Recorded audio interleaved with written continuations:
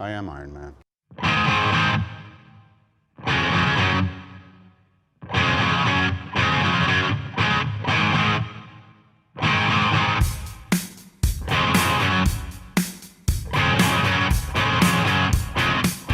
Hey guys, what's going on? Chris here with Shughead Gaming, bringing you my review for Iron Man VR, developed by Camouflage and published by Sony Interactive Entertainment. Iron Man VR releases July 3rd, 2020, exclusively for PlayStation VR, and is retailing for an estimated price of $40. Of course, that depends on your region. As usual, this game was reviewed on the PS4 Pro.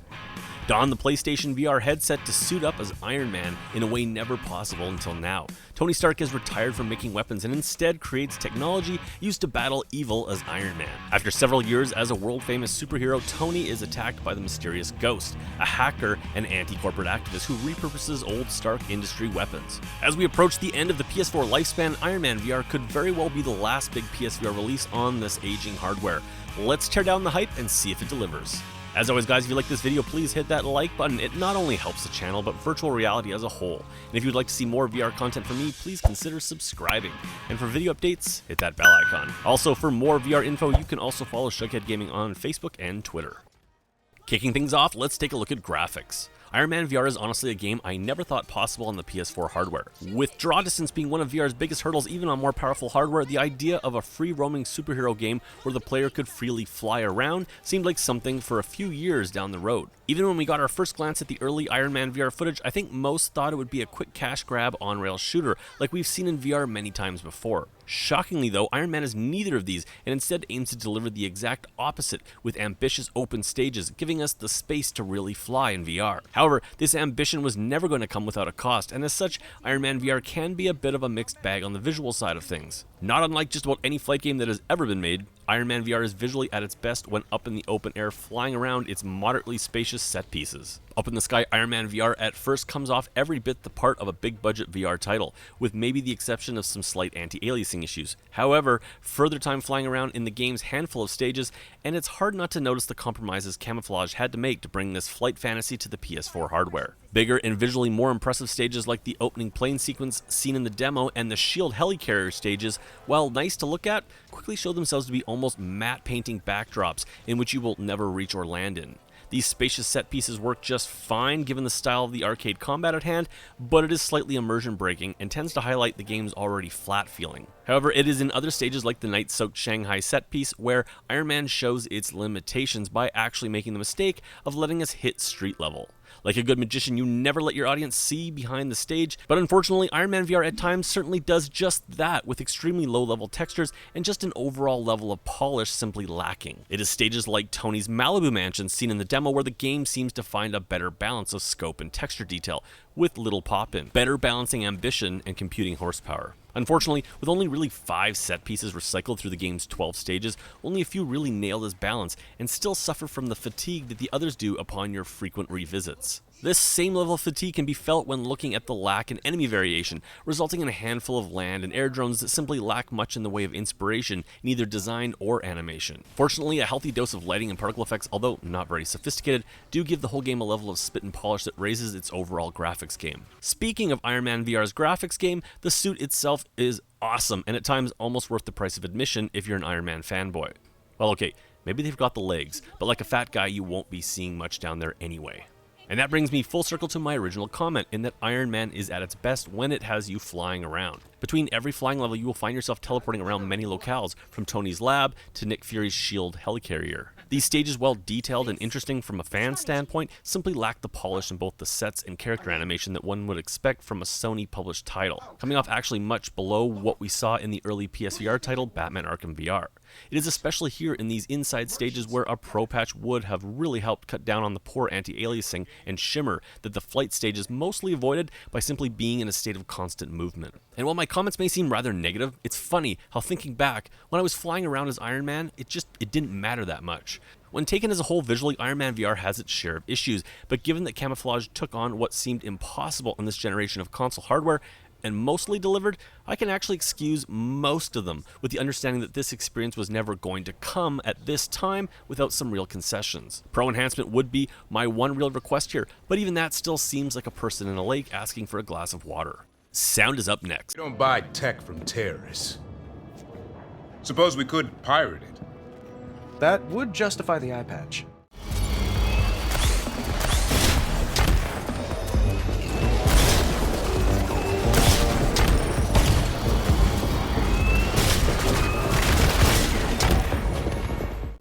Iron Man VR being a Marvel licensed game pretty much guaranteed that the sound design was going to be first rate.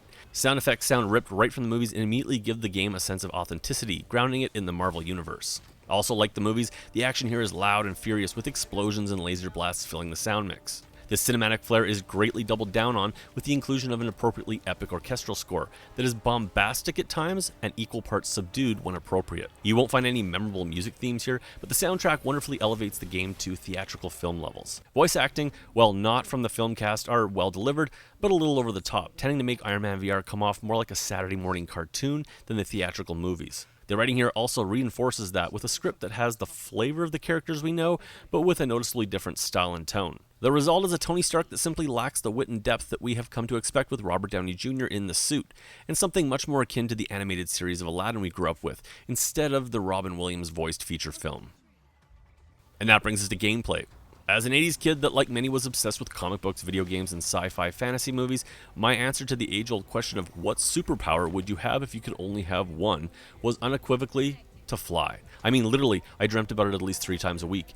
And not so much like this, as it was this. Soaring high in the skies, you may be small but only inside. So you can imagine my initial reaction when hitting the boosters for the first time. Alright, let's do this. Okay. Oh my god. Starting with maneuver. Oh process. wow, that feels so Hands cool, by my guys. sides. Palms back. Oh my god. Camouflage spent nearly 3 years working on the flight systems in this game, and it shows. With a combination of head movement and hand positioning, the sense of control in the air is equal parts intuitive and mesmerizing. If you have ever watched an Iron Man movie, then you know how to fly in this Iron Man VR game. While click and smooth turning along with seated play are both offered as options, this is a game that really should be played standing. In addition, I strongly recommend trying to turn in real life for the best and most immersive experience. Now, of course, the PSVR's lack of 360 tracking limits this, but Camouflage has delivered probably the best predictive tracking I've ever seen on the PSVR, and really only loses tracking when shooting straight ahead with your back to the camera for any extended period. Smooth turning works in a pinch, but the heads-up display seems to struggle keeping up, giving us the sense of dropped frames and deterring me from using it whenever possible. And yes, there are comfort options for those who need it, as this game goes out of its way to make sure it's a comfortable experience while also allowing VR veterans and flyboys alike to take off the training wheels and let her rip. Thankfully, Iron Man doesn't shy away from speed and instead actually doubles down, not only offering the ability to boost faster, but rather letting us to even upgrade it further. Unfortunately, while the sense of speed is there, the sense of height is often not, likely due to a less aggressive stereoscopic 3D sense of depth to keep the performance up. This issue is further dampened by the inherent issue flying games have of simply lacking much in the way of objects around you to help give the player a sense of depth and scale. Case in point, Ace Combat 7 avoided much of this by giving us interactive cloud cover that we could get above and below of, offering that sense of real-world scale. Iron Man VR does little of this in the vertical sense and instead goes for a more arcade approach to not only this, but much of its gameplay. And it is this aspect that I think many reviewers have failed to appreciate. A firm belief I have when reviewing games is that the title should be reviewed on what it is trying to be, not what I wanted it to be. In that, Iron Man VR is neither an on-rails shallow cash grab, nor is it a full-blown VR title with a deep upgrading gameplay system. What we do get is maybe the best arcade game ever made, offering its thrills in 30-minute action doses and tying it together with a paint-by-numbers narrative that often just gets in the way of the fun. This aspect is unfortunately exacerbated greatly by frustratingly long load times, sometimes reaching the 2-minute mark, and made even worse by a habit of loading into a 2-minute cutscene and then loading again into the game, only to be greeted by a black waiting room of sorts before actually getting going. As for the action itself, it is simple, dumb shooter fun that is greatly elevated by its flight system and the inherent thrill of being inside a Marvel movie. As Iron Man, your controls and general loadout consist of flight boosters controlled by the triggers, allowing the player to control their boost in increments due to the move's analog triggers. Basic blasters are handled independently by facing your palms in the target and pushing the move buttons on either controller. Turning controls outside of real-world movement are handled by face buttons on the right controller, along with the ability to do a quick 180 about turn or hover in place. And finally, a rapid speed boost is handled by simply double tapping either trigger, activating that hand's respective booster. However, the game quickly ramps up its loadout options, offering a decent selection of weapon, shield, and boost upgrades, with a personal favorite being the Care Bear Stare style chest blast. Keeping with the arcade approach, all of these are unlocked at the beginning and simply require crafting points that you earn by playing either missions or challenges. And while the immediate gratification approach to the upgrade system negates much of the game's progression, it does have the likely desired effect of offering players the thrill of playing the way they want almost immediately. Additional weapon add-ons are primarily added to each of your forearms and activated by dropping your wrist and pushing the move buttons. Most of these weapons often felt a bit samey and rarely did much higher levels of damage, but they do allow the player to customize their playstyle. And while the game lacks much in the way of progression, there can be a real depth found in its flight and fight mechanics for those who want to invest the time. Many reviewers have stated that Iron Man VR's controls can feel clunky, and yes, they can, but this is less the game's issue and more the gamer themselves. While Iron Man VR is wholeheartedly an arcade injection of fun, mastering the controls actually takes practice. After 8 hours in game, I still suck, but I found myself more often than not getting smoother, quicker, and more multifaceted in my approach to combat, often chaining together range, melee, and advanced flight techniques all at once. And finally, that brings us to fun factor and my final review. Iron Man is an ambitious title whose appeal will vary greatly on the player's expectations going in. This is an arcade shooter with awesome flight mechanics that is designed to offer immediate VR thrills.